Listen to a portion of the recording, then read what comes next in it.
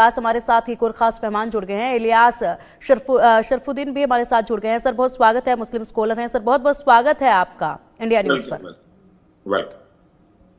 Sir आपको क्या लगता है कि जिस तरीके से शमी एनर्जी ड्रिंक पीते नजर आए खेल के दौरान, रोजा उन्होंने नहीं रखा है, इसके बाद तमाम तरह की प्रतिक्रियाएं सामने आने लगी हैं। सबसे पहले मौलाना शहाबुद्दीन रजवी ने कहा कि उन्होंने गुनाह कर दिया है, क्या आप भी इसे गुनाह मानते हैं क्या?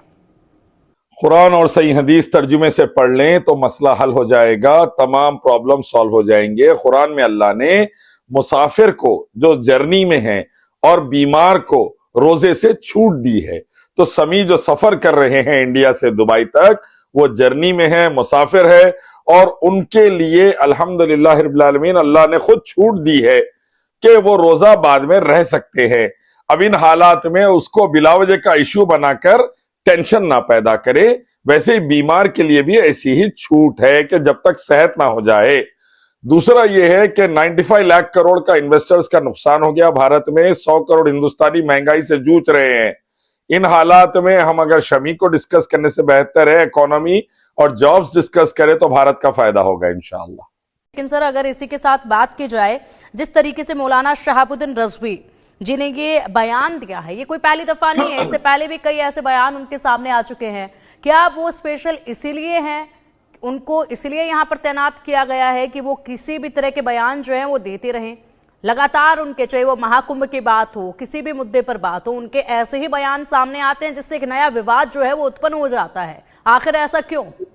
क्या उन्होंने जो समझ आप रखते हैं, क्या ये समझ वो नहीं रखते हैं? क्या उन्होंने यहाँ पर सही तरीके से कायदे नहीं पढ़े हैं? जी, सबसे बड़ा मसला यह है कि जो भी कुरान को और रसूलुल्लाह की बात, हदीस को, अल्लाह के आखिरी कलाम कुरान और हदीस को तर्जुमे से नहीं पढ़ता और जो मखलूक पैदा हुई सो चीजों की पूजा करता है, जैसा दरगाह की, इंसानों, जानवरों, पत्थरों, मूर्तियों की, उसकी बुद्धि नष्ट हो जाती है। कुरान में भी अल्लाह फरमाए ये बात चैप्टर 4 वर्स 16 में, और गीता में चैप्टर 7 वर्स 20 में लिखा है कि दरगाहों की पूजा और दुर्गाओं की पूजा और मूर्तियों की पूजा से बुद्धि नष्ट हो जाती है। श्री कृष्णा भी बोले और अल्लाह भी फरमाए। तो रजवी जो है दरगाह पूजा करके पागल हो गए, कुरान हदीस तर्जुमे से नहीं पढ़ रहे उन्होंने। अगर कुरान हदीस तर्जुमे से पढ़ ले, सिंपल सोल्यूशन है, मुसाफिर और बीमार दोनों को भी छूट है अल्हम्दुलिल्लाह, और शमी वो छूट इंजॉय कर रहे हैं। उसको बिला वजह के प्रेशर में ना डालें, भारत को जीतने दे, अल्लाह भारत को जिता दे मालिक।